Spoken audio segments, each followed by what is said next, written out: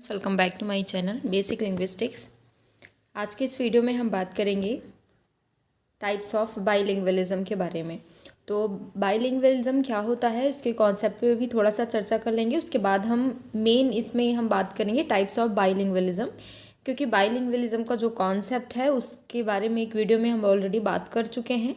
तो अगर ज़्यादा जानना है उसके बारे में तो उसमें हम देख सकते हैं। अभी हम इसमें फोकस करेंगे जितने भी टाइप्स है बाइलिंगुअलिज्म के, जो कि बहुत ज़्यादा इंपॉर्टेंट है, उस पर चर्चा करेंगे।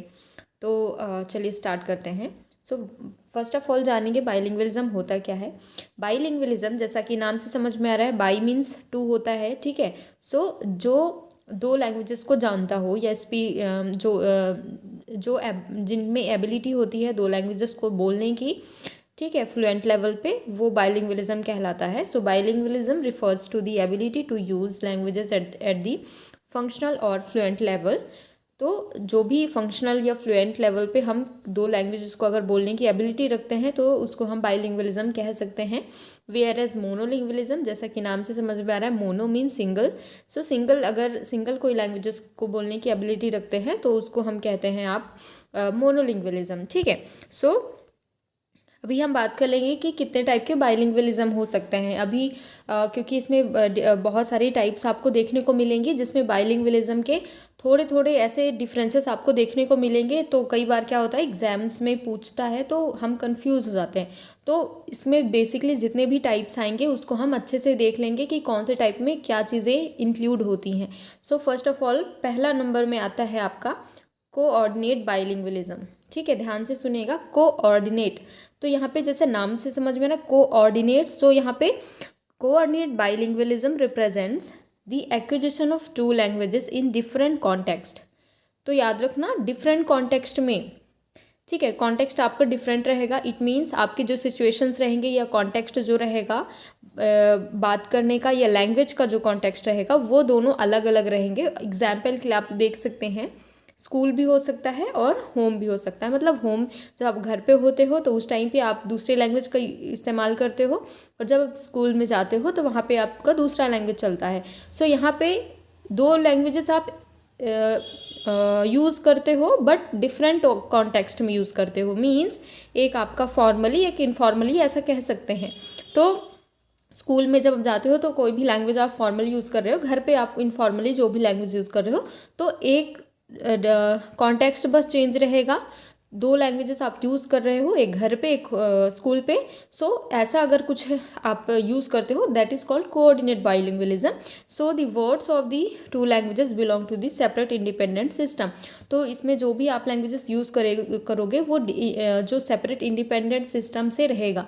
मतलब एक घर का अलग ही सेपरेट, पूरे इंडिपेंडेंट सिस्टम घर का अलग रहेगा, स्कूल का अलग रहेगा। सो सेपरेट इंडिपेंडेंट सिस्टम में अगर दो लैंग्वेजेस यूज़ किए जा रहे हैं तो वो आपके कोऑर्डिनेट बाइलिंगुअलिज्म के अंतर्गत आएगा। दूसरा आपका आता है कंपाउंड बाइलिंगुअलिज्म, ठीक है। कंपाउंड मीन्स इसमें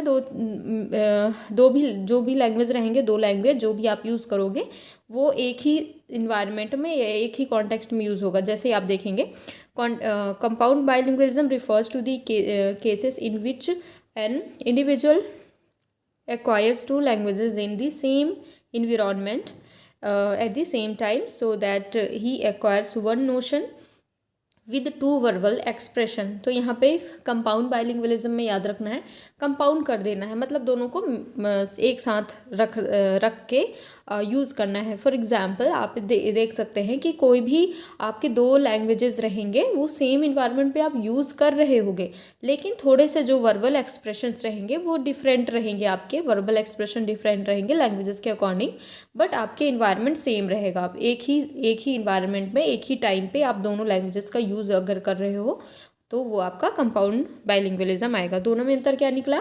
कोऑर्डिनेट में निकला कि आपके अलग अलग इन्वायरमेंट रहेंगे, अलग अलग कॉन्टेक्स्ट में अलग अलग लैंग्वेज यूज़ कर रहे हो, ठीक है, दो लैंग्वेज यूज़ कर रहे हो। कंपाउंड में क्या है, एक ही सेम इन्वायरमेंट में दो लैंग्वेज यूज़ कर रहे हो, तो कंपाउंड कहलाएगा।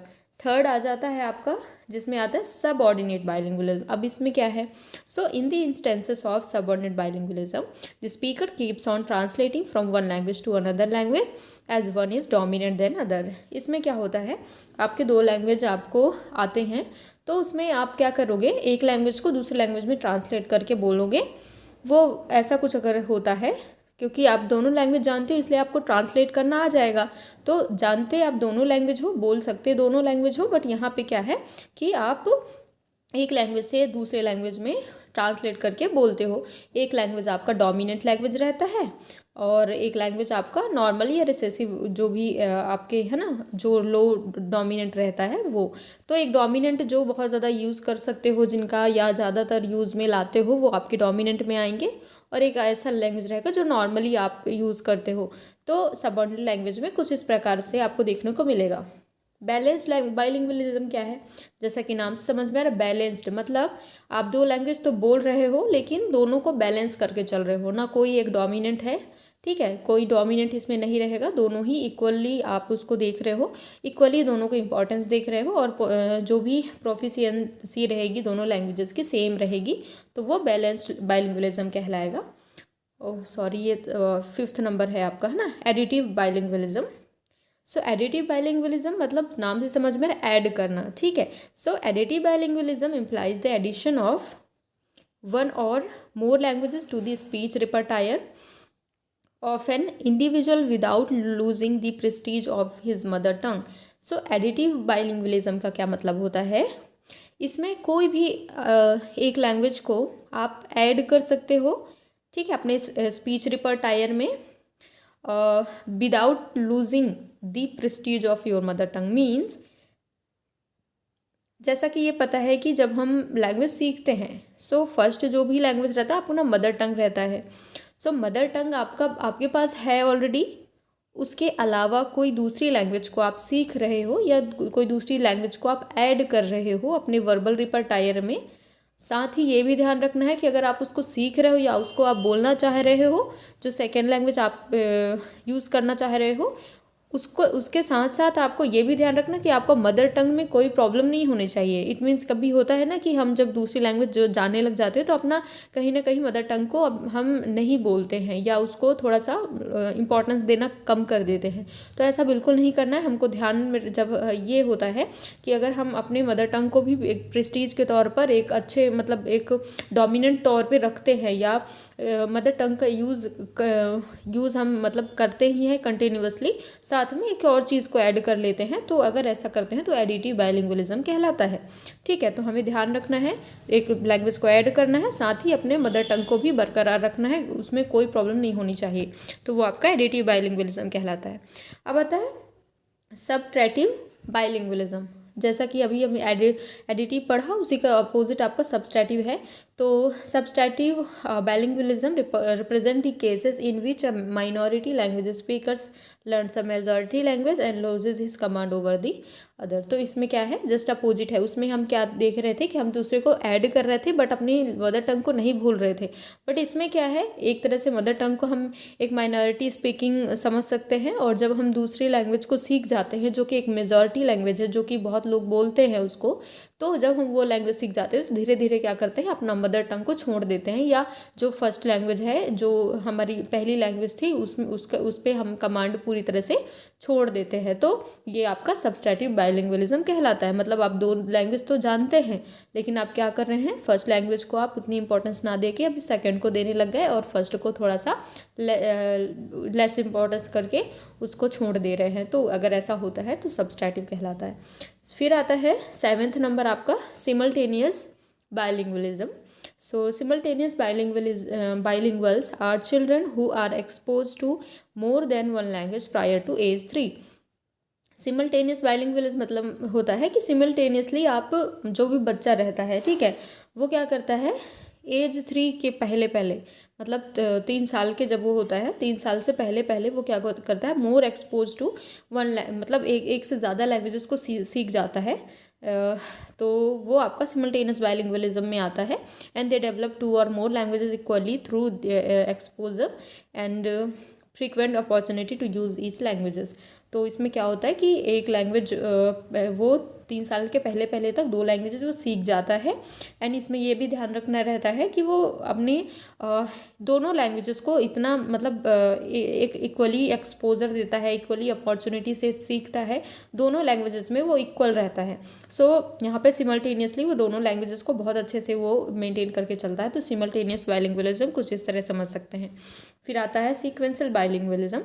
So sequential bilingualism occurs when the child acquires the second language after having considerably learned the first language.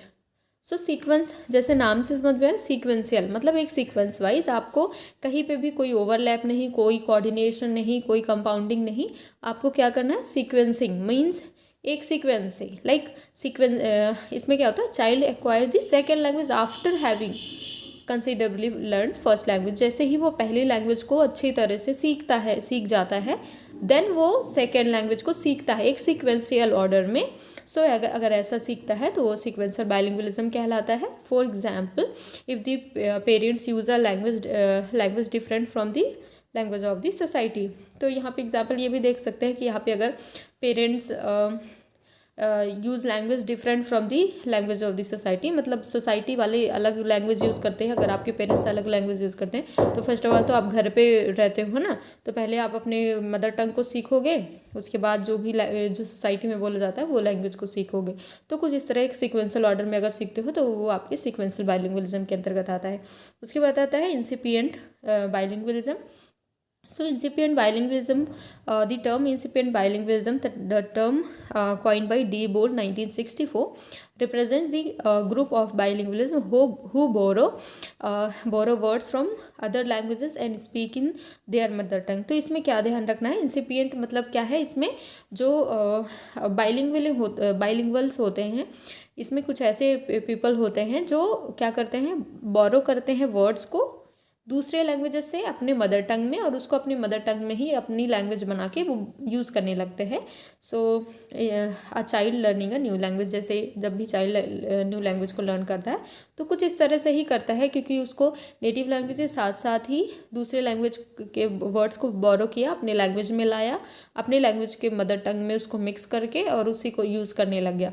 तो इस तरह दो लैंग्वेजेस साथ ही दो लैंग्वेज को जान रहा है वो, तो वो बाइलिंगुअलिज्म हुआ। और इंसिपिएंट है मतलब बोरो करके बोल रहा है। सो इंसिपिएंट बाइलिंगुअलिज्म में कुछ इस तरह हम समझ सकते हैं। उसके बाद आ जाता है लास्ट आपका dormant bilingualism. So dormant bilinguals are those who no longer use their languages as they have migrated to a new place. तो डोरमेंट में क्या है कि ऐसे लोग आते हैं इसमें जो अब क्या है अपनी लैंग्वेजेस का यूज़ नहीं करते। मतलब क्या होता है कि एक जगह में जब वो रहते थे तो वहाँ पे वो लैंग्वेज यूज़ की जाती थी, तब वो यूज़ करते थे, लेकिन अभी क्या होता है माइग्रेट होके अदर जगह चले गए हैं, दूसरे प्लेसेस में चले गए हैं, तो वहाँ जाने के बाद वो उस लैंग्वेज का यूज़ नहीं करते हैं। तो जानते तो हैं, लैंग्वेज जानते हैं, तो वो आपके बाइलिंगुअलिज्म में आएगा कि आपको ये लैंग्वेज भी आती है, दूसरी लैंग्वेज भी आती है, बट वो यूज़ नहीं करते। सो अगर ऐसा कुछ है तो डोरमेंट बाइलिंगुअल होता है। तो कुछ इस तरह से हमने 10 टाइप्स के बाइलिंगुअलिज्म के बारे में बात की इस वीडियो में। आई होप आप लोग को समझ में आया होगा। और आप लोग को वीडियो कैसी लगी गाइज, आप लोग प्लीज़ कमेंट सेक्शन में जाके बताएं। और आपको अगर PDF चाहिए है तो टेलीग्राम ग्रुप का लिंक दे दूँगी, वहाँ से जाके डाउनलोड कर सकते हैं। और प्लीज़ गाइज चैनल को लाइक, सब्सक्राइब एंड कमेंट करें। Thank you so much.